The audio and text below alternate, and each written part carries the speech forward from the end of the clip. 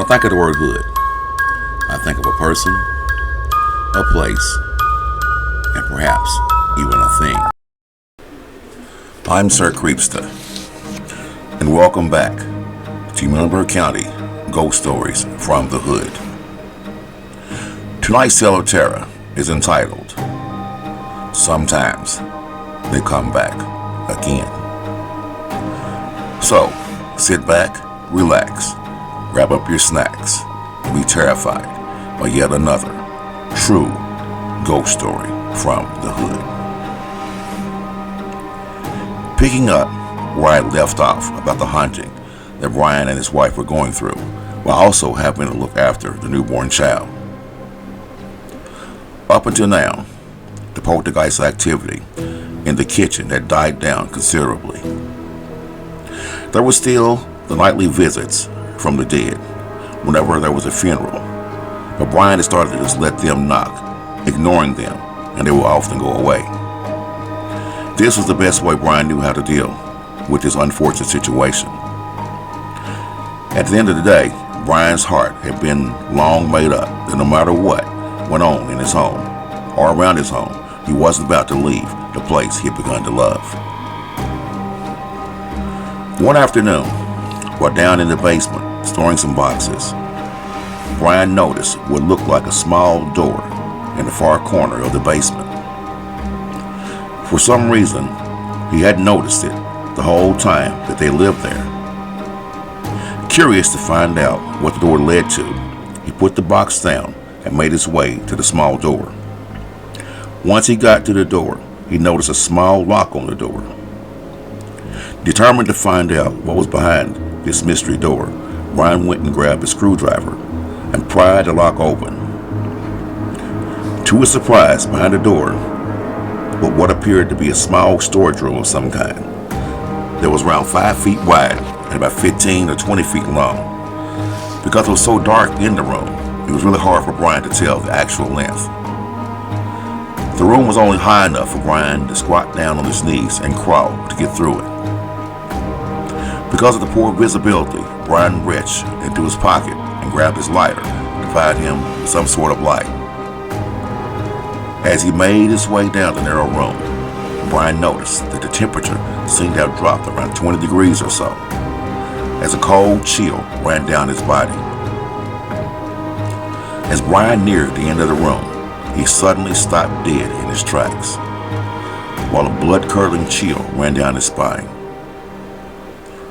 Right before his eyes, sitting upright in the middle of the dirt floor, was a child's doll, wearing a burnt and torn dress with a partially burnt mangled face.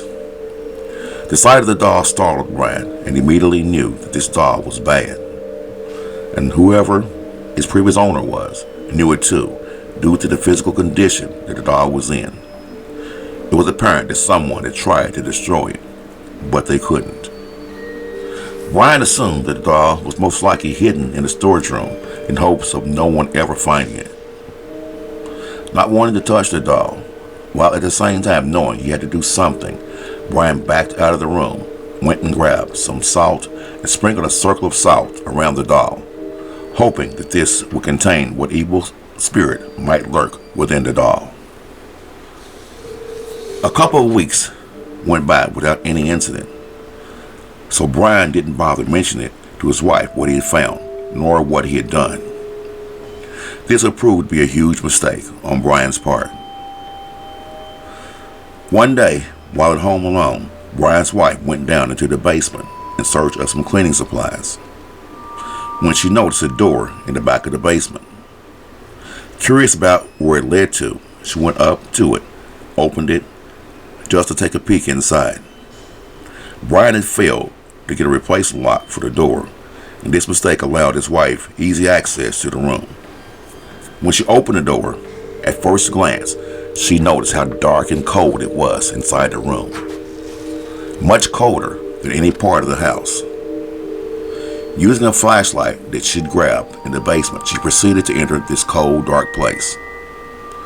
Once she had reached the back of the room, she was instantly terrified of what she saw. Sitting right before her eyes was the burnt, grotesque doll appearing to be smiling at her with an evil grimace on its face. Curious to observe the doll closer, Brian's wife unknowingly broke the circle of salt that was around the doll as she picked it up to take a close look at it. Frightened by the way she felt when she grabbed the doll, she dropped it and hurried out of the room. After work that night, Brian stopped over to a friend's house, and by the time he had gotten home, his wife was fast asleep, leaving her unable to tell her husband about the terrifying experience she had earlier that day. The rest of the night went by without anything out of the ordinary happening, as Brian ate his dinner, took a shower, and went to bed. But this would all change the following day. It was Saturday, and everything was going well. Around 5 o'clock p.m. that evening, Brian fired up the grill while his wife sat in the swing and enjoyed the cool country air with their child. After the food was done, they all went inside to enjoy their dinner. While sitting at the table, Brian glanced out his window and noticed 3 people coming towards his house. They were all dressed in dark clothing and appeared to be very young by the style of clothes that they were wearing. As they got closer to the house, Brian got up from his kitchen table to go and find out who they were and what they wanted. As he passed by the kitchen window, he glanced out and saw the group of teenagers much clearer. Right about that time, in unison, they all turned and looked at Brian and said, "Let us in." The sight and the sound of their voices scared him so badly that he stumbled back, nearly falling to the floor. Right before his eyes were 3 kids whose eyes were solid black. Brian gained his composure, with the best of his heart sounding like a drum. He rushed to the door and opened it, only to find nothing outside. It were if the 3 black-eyed kids had simply vanished into thin air. Still in a state of both fear and shock, Brian ran through the house and went down into the basement to make sure everything was the way he had left it in the small storage room. As he approached the door, he immediately saw that the lock wasn't on the door the way he had left it. It was lying on the floor.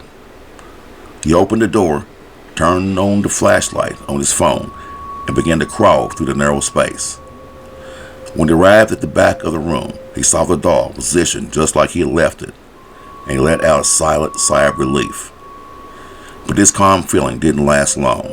As he looked down at the ring of salt, a feeling of dread and fear entered into his body.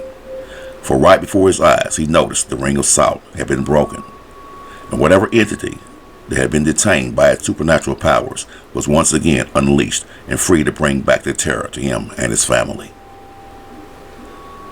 That's all for tonight, folks, my Creepsta friends. Stay tuned for the next episode of Sometimes They Come Back. I'm Sir Creepsta, and until next time, stay terrified. Ha ha ha ha!